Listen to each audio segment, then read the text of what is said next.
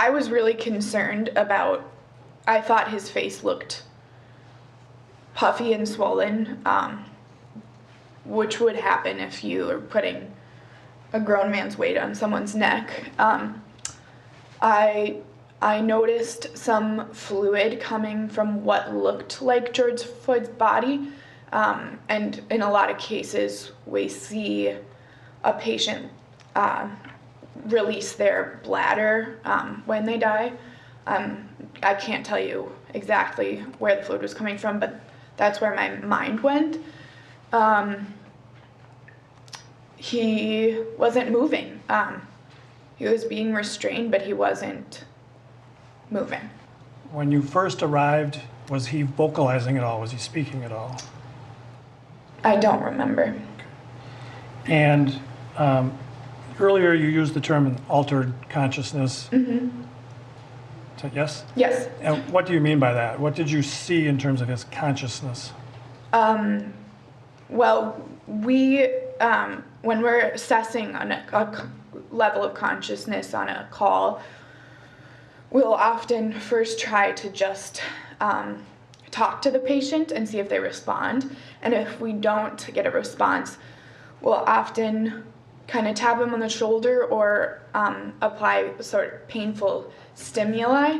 And often I would do a sternal rub or, press their fingernail very hard. And if they respond to that, we know that, we can assess their level of consciousness based on that. When somebody's laying on your, or leaning into your neck, that's painful stimuli. So I could tell that from the sidewalk. Tell what? That he had an altered level of consciousness to the point that he wasn't responding to painful stimuli. You mentioned that Mr. Chauvin had a knee on Mr. Floyd's neck. Correct. Did you see where his other leg was? I don't remember anymore, but I think I may have said something about it in previous. Did you think it was on Mr. Floyd's back? I don't know. Okay.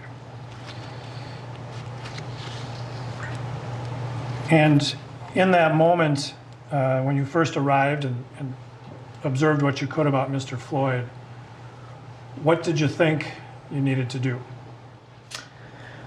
I think I had already assessed that he had an altered level of consciousness. What I needed to know is whether or not he had a pulse anymore. And, I may back you up just a little bit here, but did you try and assess, how much weight Mr. Chauvin was putting on George Floyd? I mean, I didn't try to. I recognized that it was an issue right away because he seemed very comfortable. With Who's he? Officer Chauvin. Okay. Seemed very comfortable with the majority of his weight balanced on top of Mr. Floyd's neck. In my memory, he had his hand in his pocket. He looked so comfortable. And if his hand wasn't actually in his pocket, would that change anything that you obsessed at the time? I suppose not. He was comfortable in the position that he was in. So if his hand, instead of being in his pocket, was simply resting on his thigh, would that change any of your assessment? He wasn't distributing the weight out and on the car, on the pavement. When you first approached, you said you identified yourself as a firefighter. Correct. To whom did you identify yourself? To Officer Tao, controlling the scene. I spoke loudly enough that I would think that the other three officers would have been able to hear me throughout the event. We know you weren't, well, let me ask you this way. How did Officer Tao respond? He said something along the lines of, if you really are a Minneapolis firefighter, you would know better than to get involved. What did you think of that? First, I was worried that he wasn't going to believe me and not let me help. And I also, that's not right. I mean, that's exactly what I should have done. There was no medical assistance on scene, and I got there, and I could have given medical assistance. That's exactly what I should have done. So based on your training and experience and what you had seen, what did you want to do for this person on the ground? Had they let me into the scene, I already had decided what his level of consciousness was, so I would have requested additional help. I would have wanted someone to call 911 for the paramedics and fire to come. I would have asked someone to run to the gas station and look for an AED. And I would have checked his airway. I would have been worried about a spinal cord injury because he had so much weight on his neck. I would have opened his airway to check if there were any obstructions. And I would have checked for a pulse.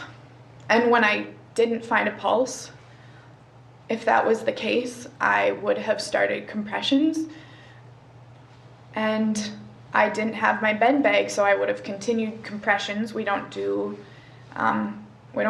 give mouth to mouth anymore.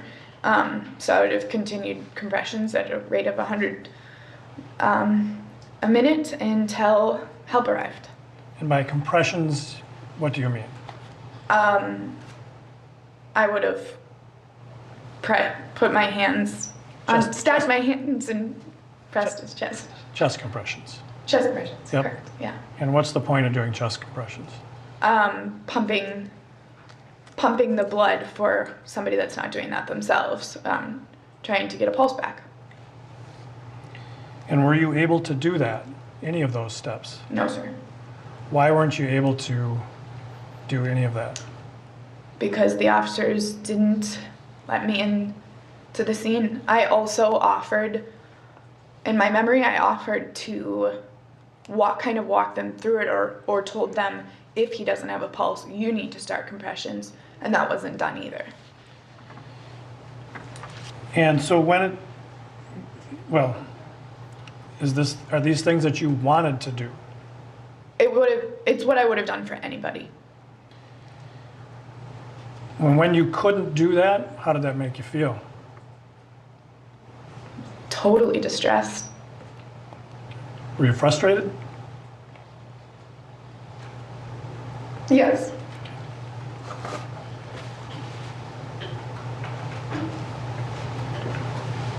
Ms. Hansen, as I told you, we can take our time, so feel free to just take a minute. And if you need a drink of water, go ahead.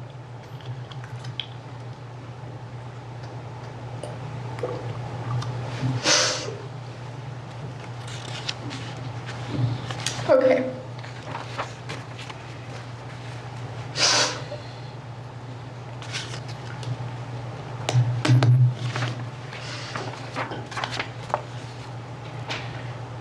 While you were there, were there other people around you on the sidewalk? Yes. And were they saying things to the officers as well?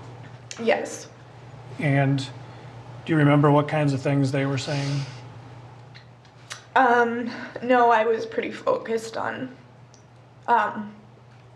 trying to get the officers to let me help. And how were you doing that, trying to get the officers to focus on you and get help?